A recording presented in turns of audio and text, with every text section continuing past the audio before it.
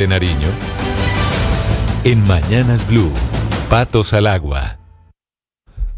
Y hoy tenemos pata, sí señores, si ustedes están conectados a través de nuestros videos en YouTube y en Dito, vieron ahí a Carolina Corcho, pues que también es una de las precandidatas, una de las personas que ha alzado la mano para decir yo quiero ser candidata por el Pacto Histórico. Bienvenida, precandidata, a esta sección de Patos al Agua. Muchas gracias, un saludo a toda la audiencia, Jennifer, Oscar, Hugo, Sebastián. Pues encantada de tenerla aquí, muchísimas preguntas. Primero que todo, usted tiene ahí bastante competencia dentro del mismo Pacto Histórico. ¿Cómo va en esa competencia? ¿Qué esperanzas tiene usted de ser la ungida? Bueno, lo primero es que el Pacto Histórico está en un proceso de decisión que ya presentaremos el día de mañana, un acuerdo político para que sea una consulta popular abierta, sea la participación ciudadana, la ciudadanía la que defina quién es el candidato o candidata única del Pacto Histórico. Esto es una consulta que está dentro del calendario del Consejo Nacional Electoral y la Registraduría para el 26 de octubre. Pero además también se someterá a consulta la lista del Senado y a la Cámara de Representantes para que esta sea cremallera, hombre-mujer, pero de acuerdo a los votos que las personas saquen en la consulta popular, a voto limpio, como se dice, con participación ciudadana. Entonces estamos en esa tarea y esperamos ya el día de mañana anunciar el acuerdo político que a mi juicio cambia la política en Colombia, porque democratiza los partidos políticos y tenemos la disposición de someternos al voto popular. Precandidata, yo le tengo una pregunta porque entiendo yo que ustedes quieren llegar con unidad, es lo que el mismo presidente Gustavo Petro ha dicho, pues para que no haya un suicidio político para el Pacto Histórico en el 2026, tienen que ponerse ustedes de acuerdo, mañana va a ser un día bastante importante para ustedes, pero ¿qué tantas esperanzas hay de lograr esa unidad cuando uno ve lo que ve dentro del gobierno, que hacen aguas ciertos acuerdos, los mismos ministerios? Hoy estamos hablando, por ejemplo, de la cabeza de la Cámara de Representantes que le están haciendo de una u otra manera el quite el representante del Pacto Histórico. Es decir, ¿es posible lograr esa unidad a partir de la reunión que ustedes tienen mañana?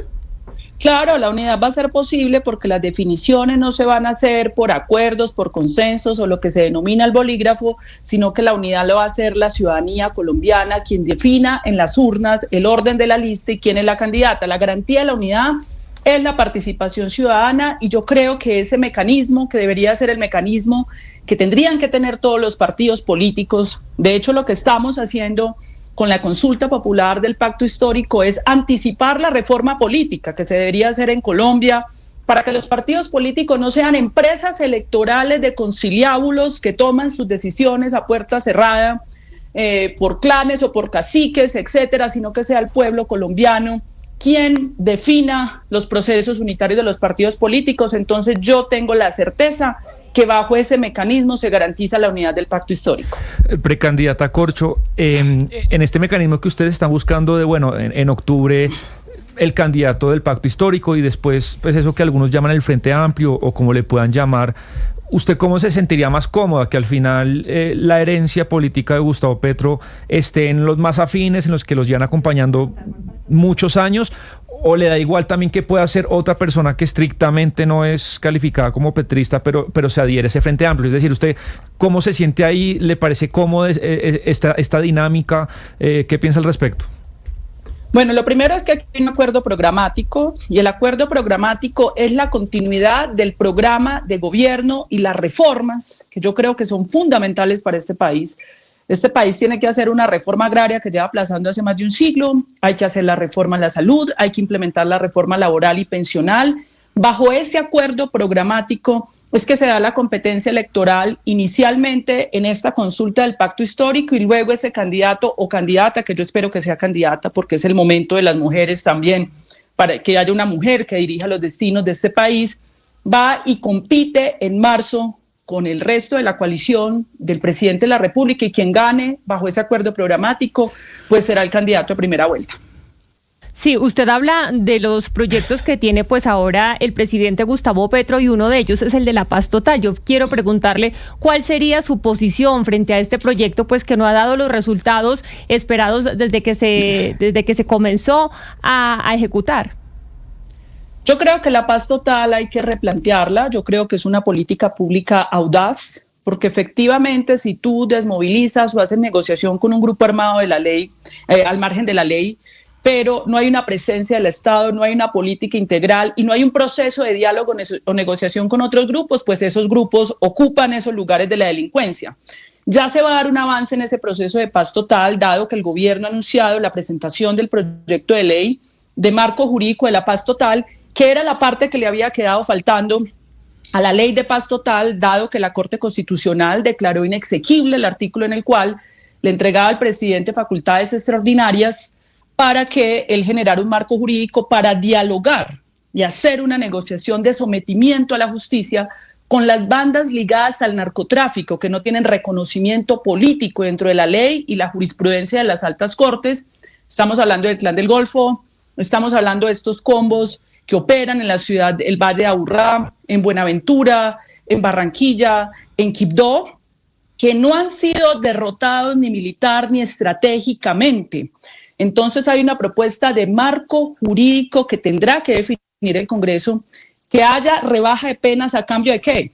A cambio de que reparen a las víctimas, entreguen los bienes que lograron con el narcotráfico para reparar las comunidades a las cuales hicieron daño, que haya además una resocialización de esos jóvenes, que en el caso del Valle de Aburrá son 12.000 jóvenes que tú tienes armados en las comunas y que, vuelvo e insisto, están en este momento en una dinámica de victimarios y hay que resocializarlos.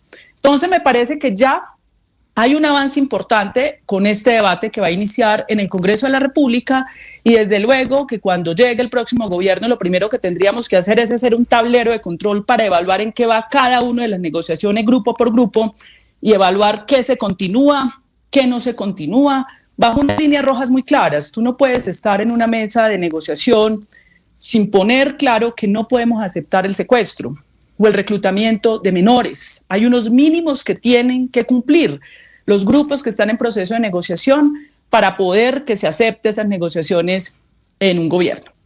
Sí, doctora Corcho, permítame un segundo y me devuelvo un poco al tema de la mecánica electoral del partido, del pacto histórico, porque me parece muy importante y ya vamos a avanzar luego en la parte del programa de gobierno y demás. Ustedes han dicho que van a escoger al candidato del partido mediante una consulta abierta el 26 de octubre.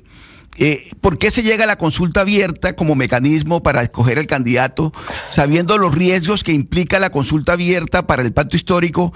Porque eso permitiría a los demás partidos, a los demás que no tienen nada que ver con el pacto histórico, votar y de alguna manera direccionar la escogencia del candidato a conveniencia no del partido del pacto histórico, sino de los demás participantes en esa consulta abierta. ¿Cómo van a hacer para blindar la consulta abierta de tal forma que no sean los demás partidos los que terminen definiendo al candidato del pacto histórico? Eso me parece muy importante. ¿Y por qué no consideraron, por ejemplo, otros mecanismos como una encuesta? ¿Ahí qué fue lo que pasó internamente?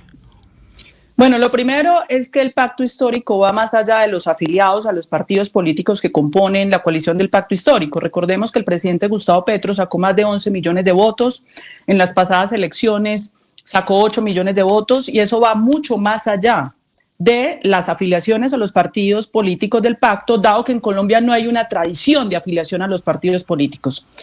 Entonces, si hacemos una consulta cerrada, no estaríamos censando la realidad de lo que piensa el progresismo, las bases del pacto histórico que van más allá del proceso de afiliación.